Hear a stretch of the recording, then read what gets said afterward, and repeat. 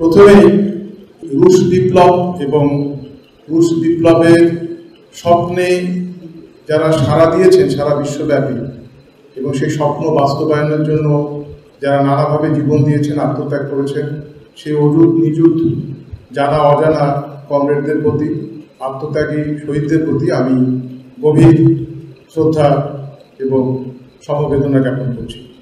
আমি একটি সংক্ষিপ্ত কতগুলি পয়েন্ট আকারে আজকের আলোচনার উপস্থাপন করব। আমি প্রথমেই একটা কথা বলার চেষ্টা করছি, যেটা দিয়ে শুরু করছি, সেটা হচ্ছে যে আজকে যখন রুশ বিপ্লবকে স্মরণ করছি এবং আজকের বিষয়বস্তু যেহেতু রুশ বিপ্লব এবং বর্তমান বিশ্ব, এই মুহূর্তে বর্তমান বিশ্বে খুব গুরুত্বপূর্ণ কতগুলি ঘটনা ঘটছে বা ঘটতে চলছে বা অলরেডি ঘটে গেছে, সেই বিষয়টি এই মুহূর্তে স্মরণ করা দরকার। এবং সেটার সঙ্গে রুশ বিপ্লবের যে তাৎপর্য বা আবেদন বা আজকে সমসাময়িক যে প্রাসঙ্গিকতা, সেইটা যদি আমরা সংযোগটি খুঁজে বের করতে না পারি, তাহলে আলোচনাটা শুধু একটা প্রত্নতাত্ত্বিক আলোচনার বিষয়ে পরিণত হবে, জাদুঘরের বিষয়। আমরা তো শুধু রুশ বিপ্লবকে জাদুঘরের দৃষ্টিকোণ থেকে স্মরণ করি না, এর মধ্যে থেকে আমার বর্তমান করণীয়টা চিহ্নিত করার কাজটিও করে থাকি। ইতিমধ্যে আমেরিকার নির্বাচন হয়ে গিয়েছে এবং ট্রাম্প আবার বিজয়ী হয়েছেন এবং ট্রাম্প বিশ্বকে কি ওভারট্রাম্প করবেন আমরা জানি না। যদিও আমরা জানি মার্কিন রাষ্ট্রপতি ট্রাম্প হলেন কি ওবামা হলেন কি বিল ক্লিন্টন হলেন, যাতে করে দেশে দেশে তার সাম্রাজ্যবাদী তৎপরতা, শোষণ শাসন নিপীড়নের কোনো ব্যত্যয় ঘটে না। শুধু রূপগত গুণগত বা রূপগত বা কৌশলগত হয়তো কিছু পরিবর্তন হয়। আরেকটি ঘটনা ঘটে গিয়েছে আপনারা জানেন, সেটা হচ্ছে আশা জায়গা নিয়ে যে ব্রিক্সের যে সর্বশেষ সম্মেলন কাজানে অনুষ্ঠিত হলো, তার মধ্যে দিয়ে সাম্রাজ্যবাদী বিশ্ব ব্যবস্থার খপ্পর থেকে বেরিয়ে এসে নতুন একটি বিশ্ব ব্যবস্থা গড়ে তোলা যায় কিনা, একটা নতুন সমতাধর্মী আর্থিক বিশ্ব ব্যবস্থার অধীনে, সেইটার একটা প্রয়াস কিন্তু গড়ে উঠেছে। এবং ডলারের প্রাধান্যকে অস্বীকার করে নতুন মুদ্রা বা দেশে দেশে তাদের নিজস্ব জাতীয় মুদ্রার মধ্যে দিয়ে নতুন যে প্রতিস্থাপন ঘটছে ডলারের প্রাধান্যে, এটি একটা খুব গুরুত্বপূর্ণ ঘটনা। আপনারা ইতিমধ্যে সারা বিশ্বে এটা নিয়ে বেশ তোলপাড় হচ্ছে এবং সারা পৃথিবীর স্বাধীন সার্বভৌম দেশগুলি যারা তাদের স্বাধীনতা সার্বভৌমত্ব টিকিয়ে রাখার লড়াই করছে, তারা কিন্তু এই ব্রিক্সের দিকে তাকিয়ে আছে। এটা একটা খুবই গুরুত্বপূর্ণ ঘটনা। আর একটি গুরুত্বপূর্ণ ঘটনা ঘটেছে আপনারা জানেন, যদিও এই দুটি দেশই আমাদের পার্শ্ববর্তী, একটা তো একেবারেই আমাদের সাথে আষ্টে পৃষ্ঠে জড়িয়ে আছে ভারত এবং চীন। তারা দীর্ঘদিনের শত্রুতা, দীর্ঘদিনের যে বৈরিতার যে অচলায়তন, সেটাকে ভেঙে তারা পরস্পর একটা গুরুত্বপূর্ণ চুক্তি করেছে সীমান্ত সংক্রান্ত, এবং সেই চুক্তি ইতিমধ্যে বাস্তবায়ন হতে শুরু করেছে। এতে করে আশা করা যায় এবং এখানেও ব্রিক্সের একটি অবদান আছে বলে ধারণা করা হয়। এখন ভারত নিয়ে অনেক তর্ক বিতর্ক রয়েছে। ভারতের বৃহৎ পুঁজি বা আগ্রাসী পুঁজির যে ভূমিকা পৃথিবীর অন্যান্য দেশের মতো বাংলাদেশে, তার সম্প্রসারণবাদী যে ভূমিকা, আধিপত্যবাদী, সেগুলো নিয়ে বিতর্ক রয়েছে। কিন্তু এটা যদি অন্যভাবে আমরা দেখি, তাহলে সেটাও আমরা দেখতে পারি যে চীন ভারতের যদি বিরোধ কমে আসে, তাহলে এটাও দক্ষিণ এশিয়ার জন্য আন্তর্জাতিক বিশ্ব ব্যবস্থাকে চ্যালেঞ্জ করার জন্য সেটাকে ইতিবাচক কোনো সংযোজন ঘটায় কিনা, সেটা দেখার বিষয়। রুশ বিপ্লবের ক্ষেত্রে প্রথমেই যে কথাটা আমরা অনেক সময় ভুলিয়ে দেয় সাম্রাজ্যবাদী প্রচারণা, সেটা হচ্ছে এটাকে একটা স্বতঃস্ফূর্ত স্থানীয় একটি গোলমাল, গণ্ডগোল, নানান ধরনের পরিভাষায় এটাকে চিহ্নিত করার চেষ্টা করা। এবং এই শতাব্দীতে মানুষের সবচেয়ে দুর্বল অংশ হচ্ছে স্মৃতি। মানুষ কিন্তু এখন সবচেয়ে বিস্তৃত একটা অস্তিত্বে পরিণত হয়েছে, মানুষ ভুলে যাচ্ছে এবং মানুষকে ভুলিয়ে দেওয়া হচ্ছে। রুশ বিপ্লব হচ্ছে পৃথিবীর প্রথম সচেতন এবং পরিকল্পিত বিপ্লব, তর্কতর্ক। It's a plan and conscious access. এইটা কিন্তু মনে রাখতে হবে। অবশ্যই তার মধ্যে স্বতঃস্ফূর্ততা ছিল, জনগণ সেখানে অংশগ্রহণ করেছে, কিন্তু প্যারি কমিউনের মতো বা আমরা প্রথম যে ফরাসি বিপ্লবের মতো এটা কোনো স্বতঃস্ফূর্ত বিপ্লব ছিল না, যে এজেন্সি নাই, পলিটিক্যাল এজেন্সি ছাড়া স্বতঃস্ফূর্তভাবে বিপ্লব ঘটেছে তা কিন্তু। এই বিপ্লবের স্বতঃস্ফূর্ত অংশগ্রহণ ছিল মানুষের, বড় মানুষের, মেহনতি মানুষ। কিন্তু এটাই হচ্ছে পৃথিবীতে প্রথম সচেতন এবং পরিকল্পিত সমাজ পরিবর্তনের কর্মতৎপরতা ছিল। এইটা দিয়ে আমি আলোচনা শুরু করতে যাচ্ছি। এবং রুশ বিপ্লবকে যখন আমি আলোচনা করব, দুটো দিক থেকে আমরা আলোচনা করতে পারি। রুশ বিপ্লবের দুটি লিগেসি রয়েছে। লিগেসির বাংলা আমরা কি বলবো? ঐতিহ্য। দুটি ঐতিহ্য রয়েছে, একটি হচ্ছে ঐতিহাসিক, একটি হচ্ছে জ্ঞান তত্ত্বগত, একটি হিস্টোরিক্যাল এবং একটি থিওরিটিক্যাল। ঐতিহাসিক ঐতিহ্যটা কি? যে রুশ বিপ্লবী প্রথম জনগণ যে ঐক্যবদ্ধভাবে বা যৌথভাবে নিজেদের ভাগ্য নির্ধারণ করতে পারে, নিজেদের ডেস্টিনি নির্ধারণ করতে পারে কালেকটিভলি, এইটা প্রথম দৃষ্টান্ত স্থাপন করে রুশ বিপ্লব। তার মানে মেহনতি মানুষ নিজেকে যে শাসক রূপে উন্নীত করতে পারে এবং নিজেকে শাসক রূপে উন্নীত করার ক্ষেত্রে সে সব ধরনের সক্ষমতা প্রদর্শন করতে পারে, জ্ঞানতাত্ত্বিক, সাংগঠনিক থেকে শুরু করে এমনকি আর্থিক, মতাদর্শিক সব ধরনের সম্পদ সে সংগ্রহ করতে পারে এবং সংগঠিত করতে পারে এবং নিজের মুক্তি নিজেই ঘটাতে পারে। এইটা প্রথম সে প্রমাণ করে পারে, যেটা অতীতে কোনো বিপ্লব ঘটাতে পারেনি। প্রত্যেকটা বিপ্লব শুধু শোষণ এবং শাসনের ধরনের পরিবর্তন এনেছে, কিন্তু শোষণ শাসনের চির অবসান ঘটাতে পারে না। সেইটা হচ্ছে দ্বিতীয় অবদান। এবং জনগণ যে নিজেরাই নিজেদেরকে সকল ধরনের শোষণ, নিপীড়ন, বৈষম্য থেকে মুক্ত করতে সক্ষম, এইটা প্রথম নজির স্থাপন করে রুশ বিপ্লব। 2 নম্বর ঐতিহাসিক ঐতিহ্য আমার মনে হয় যে এই রুশ বিপ্লব একটি দেশে সংগঠিত হলেও এর মধ্যে বিশ্ব বিপ্লবের বীজ বপন করেছে, যার ফলে রুশ বিপ্লবের স্বপ্ন এবং সম্ভাবনা গোটা বিশ্বে ছড়িয়ে পড়ে। এবং এই সম্ভাবনা শুধু সম্ভাবনা না, এটা বাস্তব রূপ লাভ করে আমরা জানি। পরবর্তীতে চীন বিপ্লব সহ, পূর্ব ইউরোপের দেশগুলিতে বিপ্লব সহ, ভিয়েতনাম বিপ্লব সহ আরও অসংখ্য দেশে বিপ্লব, কিউবান বিপ্লব। আর একটি বিষয় হয় যেটা আমরা সবাই জানি, আর একটি ঐতিহ্য রুশ বিপ্লবে, সেটা হচ্ছে ফ্যাসিবাদকে প্রতিরোধ করা।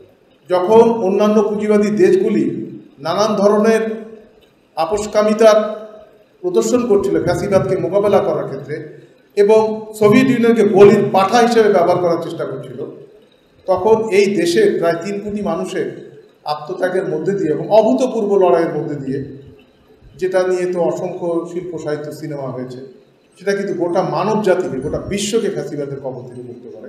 আর একটি ঐতিহ্য যদি আমরা বলি রুশ বিপ্লবের, সেটা হচ্ছে যে প্রায় সবগুলি পরাধীন দেশকে, 2-1টি পরবর্তীতে নামিবিয়া ছাড়া পরে হয়েছে, প্রায় সব পরাধীন দেশগুলিকে উপনিবেশিকতার কবল থেকে সে মুক্ত করে। খেয়াল করে দেখেন, দেশে দেশে জাতীয় মুক্তি আন্দোলনকে ত্বরান্বিত করা, স্বপ্ন দেখানো, ত্বরান্বিত করা এবং প্রত্যক্ষ পরোক্ষ সহযোগিতার মধ্যে দিয়ে নানান এই জাতীয় মুক্তির সংগ্রামকে সে বের করে।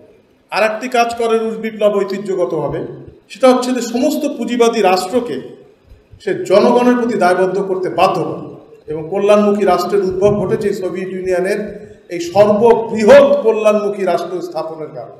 সোভিয়েত ইউনিয়ন যে largest welfare state in the world, এটা কিন্তু অনেক সময় ভুলে যায়। তারা কিন্তু এই যে ওয়েলফেয়ার স্টেটের বিতর্কে আমাদেরকে অনেক সময় পরাভূত করে ফেলে এবং আমরা অনেক সময় মুগ্ধ হয়ে যাই। পিকেটি কেইন্স দেখে আমরা অনেক সময় সমাজতন্ত্রের পথ বিকল্প হিসাবে এইগুলিকে সামনে আনার চেষ্টা করি। কিন্তু মনে রাখতে হবে, ডিউ টু সোভিয়েত ইউনিয়ন এই কল্যাণমুখী রাষ্ট্রগুলি উদ্ভব করেছে, কারণ সোভিয়েত ইউনিয়ন নিজেই ছিল পৃথিবীর সবচেয়ে লার্জেস্ট কল্যাণ, যেখানে বেকারত্ব দূর হয়েছে, ক্ষুধা দূর হয়েছে, দারিদ্র্য দূর হয়েছে, গৃহহীনতার সমস্যা দূর হয়েছে, শিক্ষার সমস্যা দূর হয়েছে। 3 নম্বর হচ্ছে পুঁজিবাদী দেশগুলি, রাষ্ট্রগুলিকে আরও গণমুখী পুনর্গঠন করতে বাধ্য করে, রিস্ট্রাকচারিং দ্য ক্যাপিটালিস্ট স্টেট, এবং তাদেরকে উদার গণতন্ত্রের পথে যেতে বাধ্য করে। বা এইভাবে তারা উদার গণতন্ত্রকেও কিন্তু বাঁচিয়ে রেখেছে সোভিয়েত ইউনিয়ন। আজকে সোভিয়েত ইউনিয়ন নেই, এই উদার গণতান্ত্রিক রাষ্ট্রগুলি, লিবারেল ডেমোক্রেসির কি হাল, এইটা আমরা দেখতে পাচ্ছি।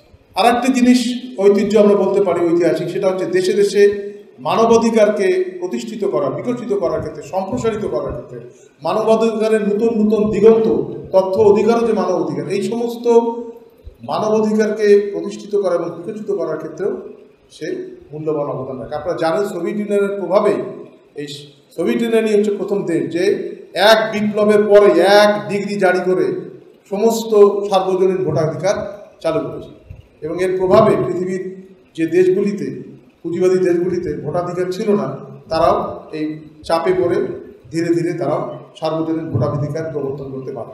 সর্বশেষ যেটা বলি যে নারী মুক্তি, নারী মুক্তি কীভাবে সম্ভব এরও পথ দেখার আপনারা জানেন, সেই ডিটেলসে আর যাচ্ছে। এখন আসা যাক রুশ বিপ্লবের তত্ত্বগত কন্ট্রিবিউশন বা ঐতিহ্যটাকে। সেটা হচ্ছে যে রুশ বিপ্লব এক অর্থে কিন্তু রেভলিউশন এগেনস্ট ক্যাপিটাল, ক্যাপিটাল বলতে উইদিন কোড, মার্কসের যে ক্যাপিটাল।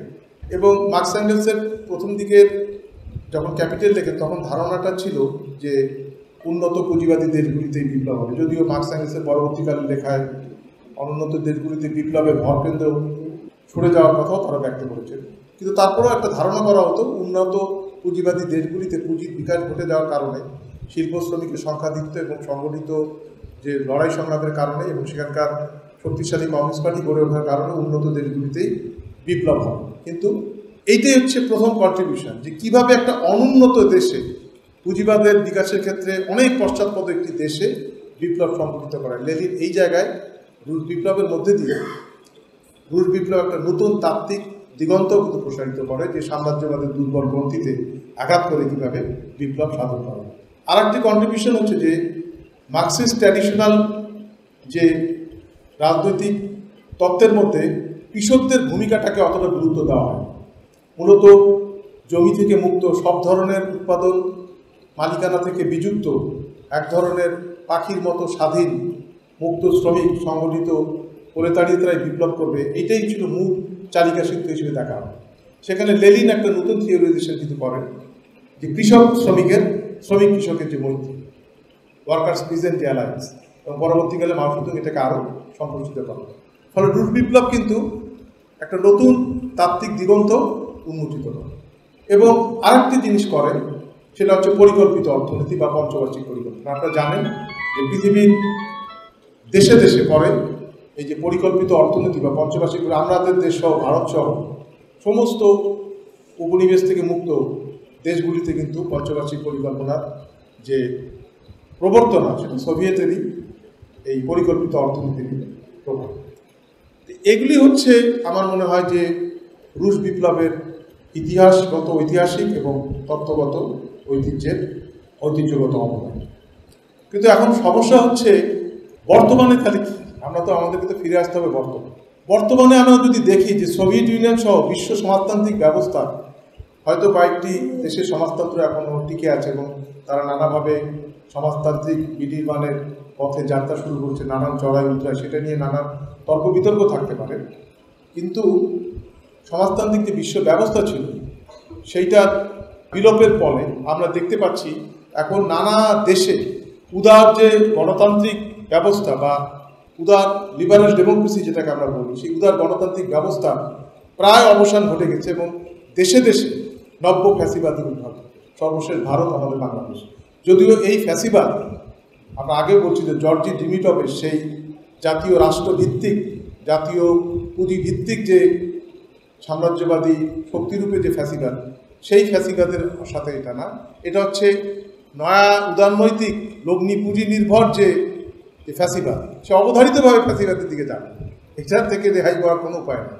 কারণ নিও লিবারেল ইকোনমি বা নয়া উদারনৈতিক পুঁজিবাদ সে অবধারিতভাবে প্রবৃদ্ধি ঘটাবে, কিন্তু বেকারত্ব বাড়াবে, জবলেস গ্রোথ বাড়াবে, এটা হবে। এবং এইটা নানা ধরনের সংকট তৈরি করবে সমাজে। এবং সেইটার আলামত আমরা ইউরোপ থেকে শুরু করে পাশের ভারতবর্ষেও আমরা দেখতে পাচ্ছি নব্য ফ্যাসিবাদের উত্থান।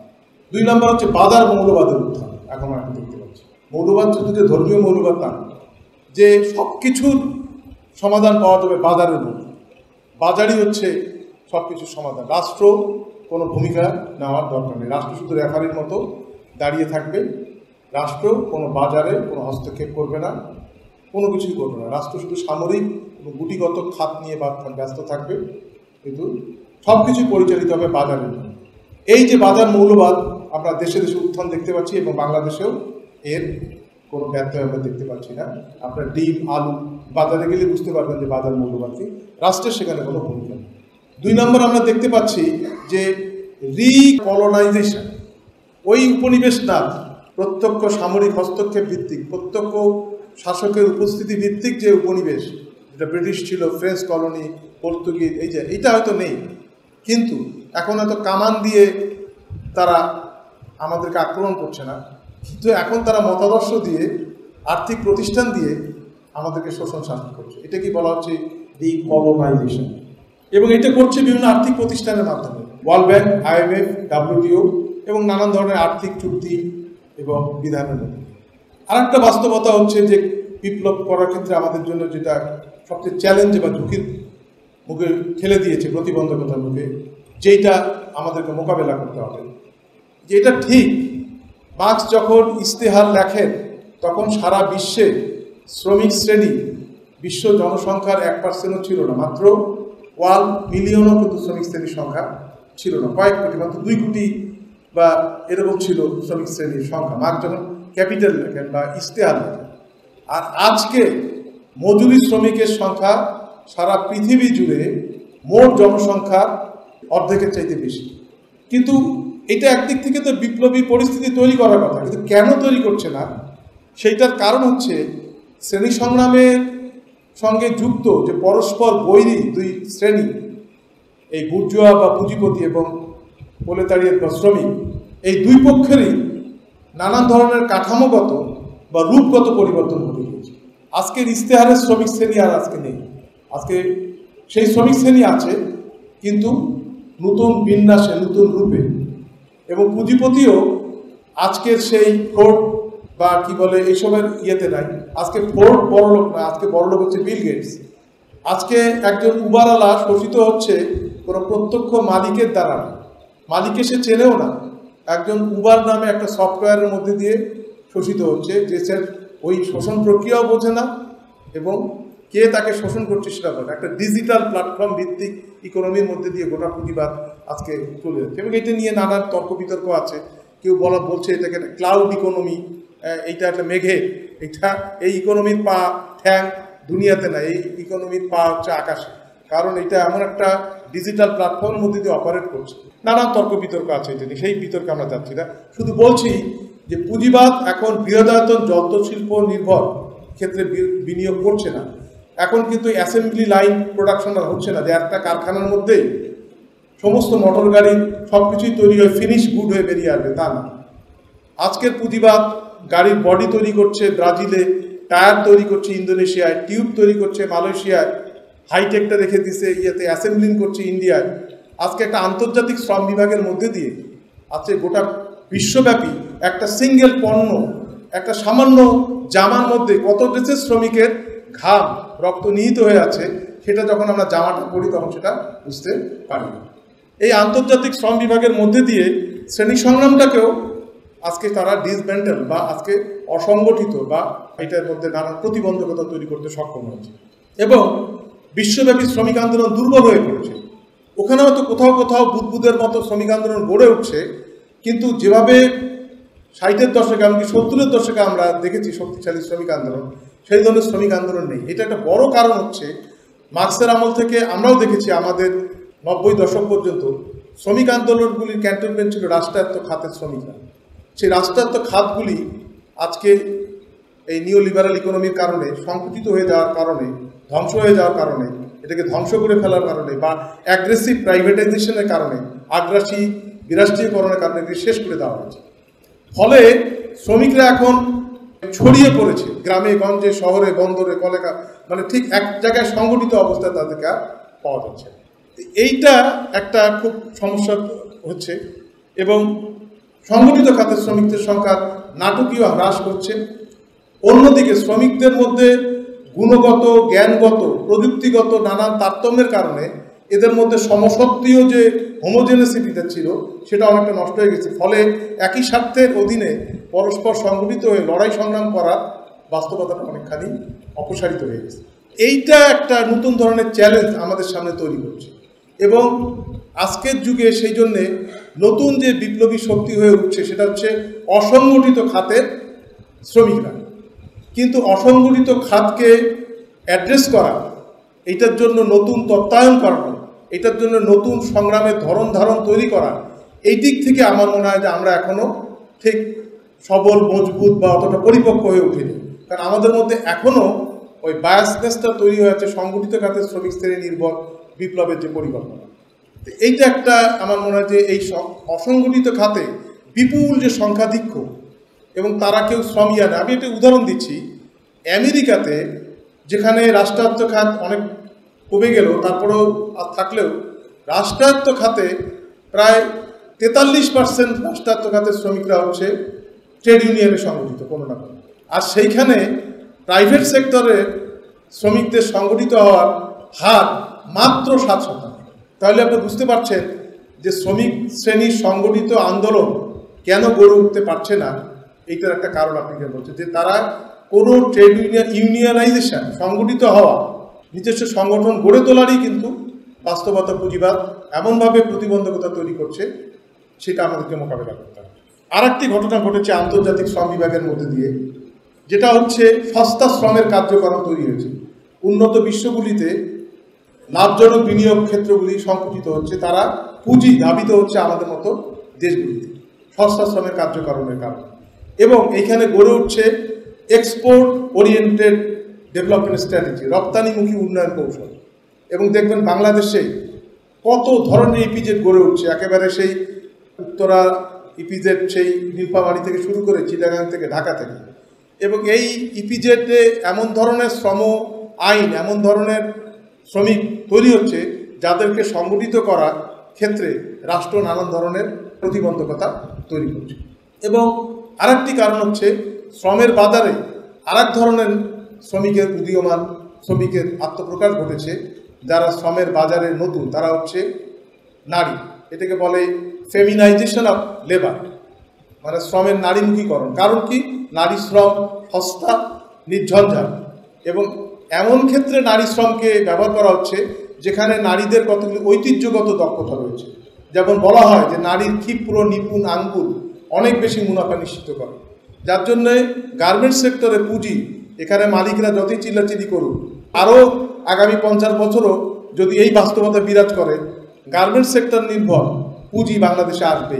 কারণ এত সস্তায়, এত আদিম কায়দায় শোষণ, নিগড়ে নেওয়া উদ্বৃত্ত মূল্য, এটা পৃথিবীর কোনো দেশে সম্ভব না। সুতরাং এখানে হবে কীভাবে তাহলে বিশ্ব বিপ্লবকে ঠেকানো যাচ্ছে? প্রথম, তারা বিশ্ব বিপ্লবকে ঠেকানোর জন্য প্রথম যে সাম্রাজ্যবাদী কৌশল, এই নিওলিবারাল ইকোনমি, সেই জন্য নিওলিবারাল ইকোনমি এটা শুধু একটা অর্থনৈতিক প্রকল্প না, এটা একটা কালচারাল ওয়ার, কালচারাল ওয়ার জনগণ। সেটা কি?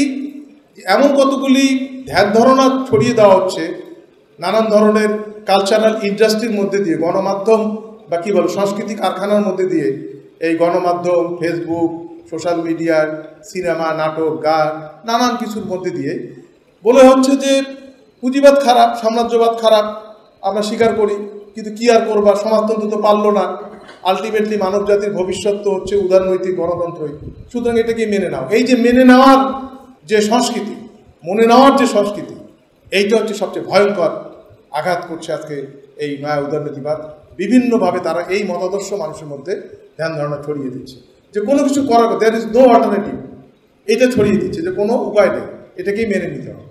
জনগণকে ব্লেম দেওয়া হচ্ছে যে তুমি যে পারছো না, এটা তোমার ব্যর্থতা, তুমি ভালো কোচিং সেন্টারে যাও নাই, ভালো লেখাপড়া করো নাই, মানে নিজেকে মানব সম্পদ রেখে বাজারে প্রতিযোগিতায় উত্তীর্ণ হওয়ার ক্ষেত্রে যা যা অ্যাট্রিবিউট দরকার সেটা তুমি অর্জন করো নাই, এটা তোমার ব্যর্থতা। সুতরাং এই যে রাষ্ট্রের যে দায় দায়িত্ব, রাষ্ট্র কিছুটা শিক্ষা দিচ্ছে না তা না, এখনো পর্যন্ত রাষ্ট্র হচ্ছে লার্জেস্ট বিনিয়োগ ক্ষেত্র। এখনো পর্যন্ত আমাদের দেশে শিক্ষার ক্ষেত্রে প্রাইভেট ইউনিভার্সিটি, মেডিকেল থাকলেও এখনো পর্যন্ত রাষ্ট্রীয় বিনিয়োগ, শিক্ষাক্ষেত্রে রাষ্ট্রীয় খাতের বিনিয়োগটাই বেশি। রাষ্ট্র একদিকে শিক্ষিত জনগোষ্ঠী গড়ে তুলছে, কিন্তু তাদের কর্মসংস্থানের ব্যাপারটা ছেড়ে দিচ্ছে বাজারের মধ্যে। এই যে মিসম্যাচ হচ্ছে, যে তাদেরকে একদিকে আমি কি বলে লেখাপড়া শেখাচ্ছি, শিক্ষা দিচ্ছি, কিন্তু শিক্ষা শেষে আমি কাজ দেবো না, কাজ দিবে বাজার। এইরকম একটা তৈরি করছে আজকে রাষ্ট্র। এবং এর ফলে কি হচ্ছে, আপনারা জব মার্কেটে যদি দেখেন, আইএলওর সর্বশেষ রিপোর্টে বলছে যে যারা লেখাপড়া শিখছে তাদের মধ্যে যারা উচ্চ শিক্ষিত, পিএইচডি বা স্নাতকোত্তর যারা, তারা তুলনামূলকভাবে ভালো জায়গায় আছে। এটা আমেরিকাতেও এবং বাংলাদেশেও, ভারতেও পিএইচডি করা, পোস্ট গ্র্যাজুয়েট করা, স্পেশালাইজড জব করা, আইটি সেক্টরে বিশেষজ্ঞ, তারা কিন্তু মোটামুটি ভালো সিইও, ভালো অবস্থায় আছে।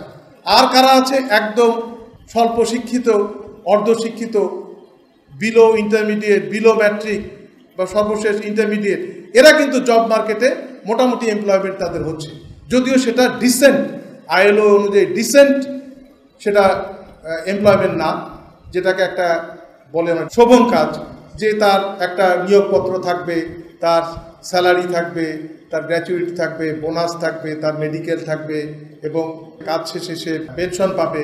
এমনকি তাকে যদি ছাঁটাই করতেও হয় তাকে 3 মাস আগে নোটিশ দিতে হবে, 1 মাসের, এই যে ডিসেন্ট ওয়ার্ক করতে যা বলি, সেটা না হলেও মোটামুটি ওই শ্রমের বাজারে, যার জন্য আপনি বাংলাদেশে দেখবেন শিক্ষিত মধ্যবিত্তদের মধ্যে বেকারত্বের হার হচ্ছে ভয়ঙ্করভাবে বেশি, প্রায় 80% উপরে। অথচ আপনি যদি সাধারণ যারা শ্রমজীবী শিক্ষিত জনগণ, তাদের মধ্যে আপনি বেকারত্ব পাবেন না, কোনো না কোনো কর্মসংস্থানের মধ্যে, নাহলে সে স্বনিয়োজিত আত্মপোষণশীল খাদ্য থেকে বলি, কোনো না কোনো একটা ভ্যানের মধ্যে, কোনো না কোনো একটা দোকানের মধ্যে, কোনো না কোনো একটা কিছুর মধ্যে সে নিজেকে নিয়োজিত করে ফেলছে। কিন্তু প্রবলেমটা কোথায় হচ্ছে? প্রবলেমটা হচ্ছে মাঝখানের স্ট্যাটাস, এরাই হচ্ছে ভয়ঙ্করভাবে কর্মচ্যুতি এবং বেকারত্বের শিকার। এবং এই অংশটাকে নিওলিবারাল ইকোনমি ব্যবহার করছে কিভাবে? হেড পলিটিক্স, আইডেন্টিটি পলিটিক্সের নামে। কোথাও হিন্দুর বিরুদ্ধে মুসলমান, কোথাও মুসলমানের বিরুদ্ধে হিন্দু, কোথাও নিগ্রোদের বিরুদ্ধে শ্বেতাঙ্গ, কোথাও শ্বেতাঙ্গ শ্রমিকদের বিরুদ্ধে নিগ্রো শ্রমিক, কোথাও পরিযায়ী শ্রমিকদের বিরুদ্ধে দেশীয় শ্রমিক। এইভাবে এই যে অংশটা, এই অংশটা পরস্পরের বিরুদ্ধে লেলিয়ে দেওয়া হচ্ছে। এবং এরাই এই যে বেকার, এই শিক্ষিত মধ্যবিত্ত যুবকরাই কিন্তু আজকে এই নিওলিবারাল ইকোনমির ক্ষেত্রে ফ্যাসিবাদের হাতিয়ার হিসেবে নিজেদেরকে ব্যবহৃত হচ্ছে। এটা ইন্ডিয়াতেও দেখবেন, বাংলাদেশেও দেখবেন, এবং ভবিষ্যতেও এটা হবে। তাহলে আজকে যদি আমাদের বাংলাদেশের সমাজতান্ত্রিক বিপ্লব করতে হয়, তাহলে পুঁজিবাদের যে পরিবর্তনশীল যে রূপ, নতুন ধরনের যে পুঁজিবাদের আমরা মুখোমুখি হচ্ছি, বাংলাদেশেও ডিজিটাল লেবার চলে এসেছে। আপনি পরিসংখ্যান নিয়ে দেখেন, আমি তো প্রায় ফুড পান্ডা টান্ডা এগুলো দেখা হলে, কথা হলে জিজ্ঞেস করি, উবার, পাঠাও, একটা বেশ সাইজেবল নাম্বার অফ লেবার তারা কিন্তু, এবং এরা সবচেয়ে নিপীড়িত, শোষিত হচ্ছে, এরা ট্রেড ইউনিয়ন করতে পারছে না। আপনি কি জানেন এনজিওদের মধ্যে মাইক্রো ক্রেডিট অর্গানাইজার যারা, এখানে অনেকে হয়তো এনজিওতে চাকরির অভিজ্ঞতা আছে, জানবেন, micro credit অর্গানাইজাররা lakh lakh micro credit organiser বাংলাদেশে কাজ করে। এবং যারা এমন শোষিত বঞ্চিত, একটা রিক্সাওয়ালা, শ্রমিক, ঠেলাগাড়ি, এমনি যাদের আমরা শ্রমিক বলি, তাদের থেকেও নিপীড়িত, দুর্দশাগ্রস্ত, এবং তারা কোনো ধরনের প্রতিবাদ করতে পারে না। সকাল 8টা থেকে রাত 8টা 10টা পর্যন্ত তাদেরকে ডিউটি করতে হয়, হিসাব না মেলানো পর্যন্ত, কিস্তির টাকা হিসাব করে না আনা পর্যন্ত। এই যে নতুন ধরনের ফেনোমেনা তৈরি হচ্ছে, এবং এটাকে নিওলিবারাল ইকোনমি কাজে লাগাচ্ছে, এই সোশ্যাল মিডিয়াকে, এই ডিজিটাল প্ল্যাটফর্মকে কাজে লাগাচ্ছে জনগণের বিরুদ্ধে। তাহলে আমাদেরকে প্রথম যেটা করতে হবে, পাল্টা মতাদর্শিক যুদ্ধ চালাতে হবে। আজকে সারা পৃথিবীর কমিউনিস্টরা তাই একটা কথা বলে, আজকে তারা বলছে যে একটা গ্লোবাল থিওরি ইন্ডাস্ট্রি তৈরি হয়েছে আমেরিকায়, যার আক্রমণের লক্ষ্য হচ্ছে মার্ক্সবাদ। এই যে post colonial theory, identity politics, এই যে সাবল্টান স্টাডি, হ্যাঁ, নিম্নবর্গের ইতিহাস, এইসবের নামে যা চলছে, এবং সর্বশেষ বাংলাদেশে দেখছি তালাত আসাদের নামে যেভাবে সেকুলারিজমকে অ্যাটাক করা হচ্ছে, বলা হচ্ছে এটা খ্রিশ্চানিটির সাথে, মডার্নিটির সাথে যুক্ত, এবং এটা ফ্যাসিস্ট মতবাদ। তারা পলিটিক্যাল ইসলামকে আজকে আনার চেষ্টা করছে রাষ্ট্রে, জনগণে তাকে স্পেস দিতে চাচ্ছে।